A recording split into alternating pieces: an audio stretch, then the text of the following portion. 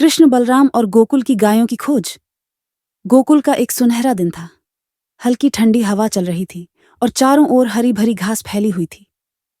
नंद बाबा के बाड़े में गायें चैन से बैठी जुगाली कर रही थीं। लेकिन अचानक, अरे, हमारी गायें कहाँ गईं? गोपियों की चिंतित आवाजें गूंज उठीं। गांव के लोग इधर उधर भागने लगे। कोई कह रहा था कि गायें जंगल की ओर चली गई हैं, तो कोई कह रहा था कि कोई उन्हें खोल कर ले गया। नंद बाबा परेशान हो गए। तभी नन्हे कृष्ण और बलराम वहां आ पहुंचे। कृष्ण हंसते हुए, अरे पिताजी, चिंता क्यों करते हो? जब तक मैं और बलराम भैया हैं, गायें खो नहीं सकती। बलराम जोश में, हाँ, गायें हमें बहुत प्यार करती हैं। हम उन्हें ढूंढ कर ही लौटेंगे। कृष्ण, बलराम और उनके दोस्त बांसुरी बजाते हुए जंगल की ओर चल पड़े। जंगल हरा भरा था। पक्षियों की चहचहाहट गूंज रही थी और पेड़ों की डालियों से सूरज की किरणें छन कर आ रही थीं।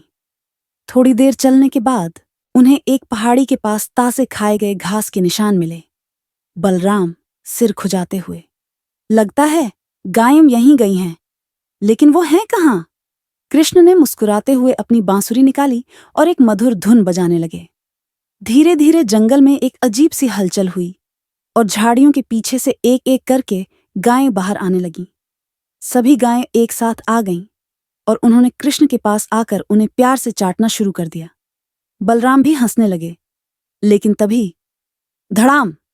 सभी बच्चों ने देखा कि पास के एक गड्ढे में एक छोटी बच्चियां फंस गई थी और बाहर नहीं आ पा रही थी। कृष्ण तुरंत आगे बढ़े और बोले, भैया, हमें इसे निकालना होगा। बलराम ने अपनी ताकत दिखाई। उन्होंने पास के पेड़ से एक मजबूत बेल खींची और कृष्ण के साथ मिलकर उसे बछिया के गले में बांधा।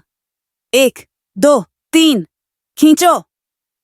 सभी बच्चों ने मिलकर खींचा और बछिया उछलकर बाहर आ गई। जैसे ही वह बाहर आई, उसने खुशी से उछलकर बलराम को प्यार से ठोकर मारी और कृष्ण के चारों ओर घूमने लगी। गोकुल लौटने पर सभी ने दोनों भाइयों की खूब प्रशंसा की।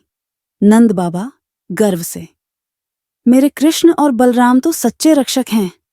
निष्कर्ष यह कहानी बच्चों को सिखाती है कि समझदारी, मेहनत और टीम वर्क से हर मुश्किल का हल निकाला जा सकता है। साथ ही यह कृष्ण और बलराम के गहरे भाईचारे और गोकुल के प्रति उनके प्रेम को दर्शाती है, जो हमेशा बच्चों का मनोरंजन करता है।